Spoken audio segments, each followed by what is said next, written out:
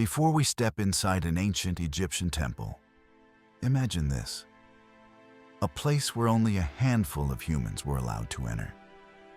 A place where a god was believed to physically live, breathe, and receive food every single day.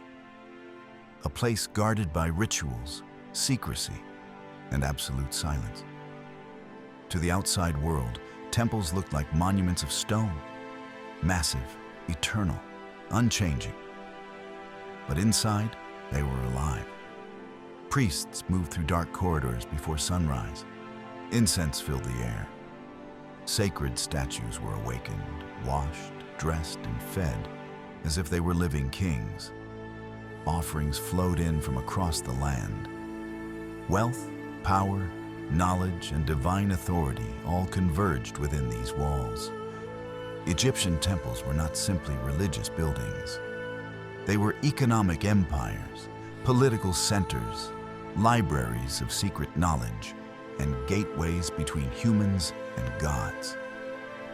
And the deeper you walked inside, the closer you came to what the Egyptians believed was the very moment of creation itself. So how did these temples really function? Who controlled them? What happened inside their hidden chambers? Tonight, we step beyond the ruins and into the living heart of ancient Egyptian temples. When most people think about ancient Egyptian temples, they imagine silent ruins, towering columns, and mysterious hieroglyphs carved into stone.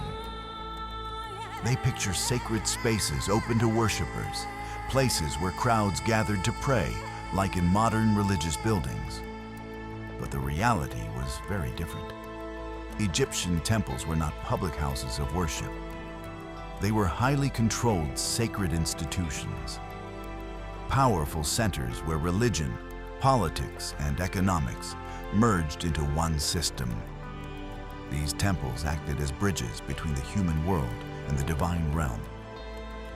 To understand how they truly functioned, we must step back thousands of years into a civilization where gods were believed to physically live on Earth, inside the temple itself.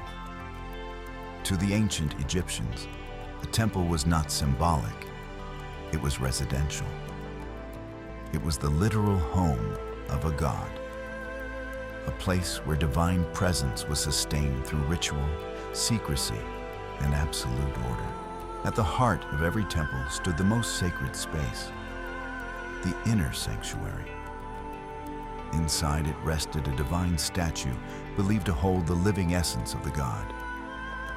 This was not seen as a symbol, but as the god's physical vessel on earth. The statue was treated like a living ruler.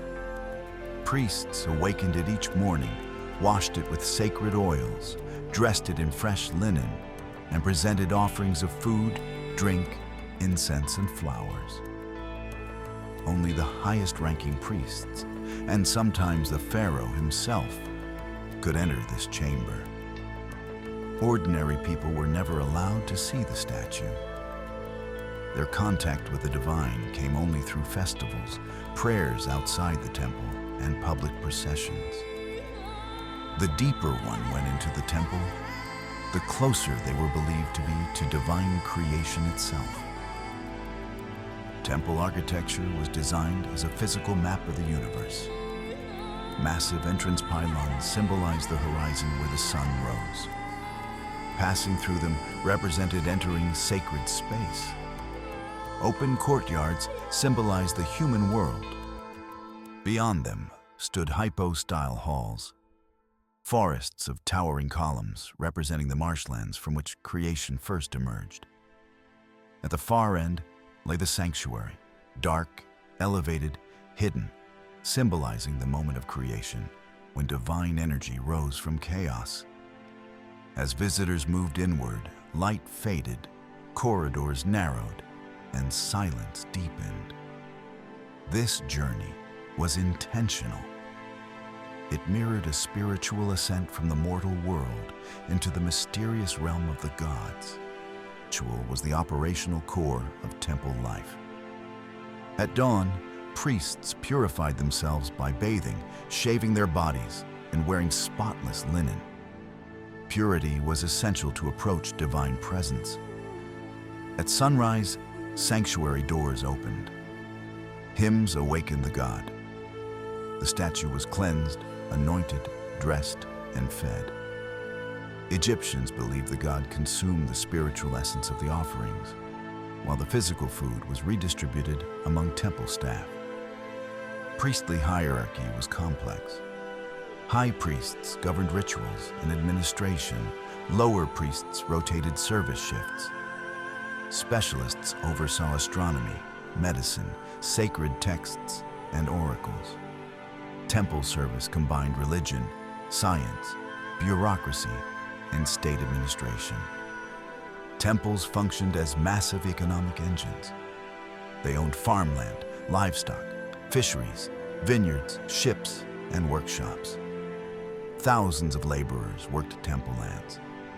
Offerings from pharaohs and nobles, gold, grain, statues, and land filled temple treasuries. Workshops produced ritual objects, jewelry, papyrus scrolls, and ceremonial clothing. Libraries preserved medical texts, magical spells, and astronomical records. Knowledge was sacred and carefully guarded. Festivals brought temples to life. Sacred statues were carried on ceremonial boats through cities amid music, incense, and celebration. Events like the Opet festival reinforced the bond between gods, kings, and people.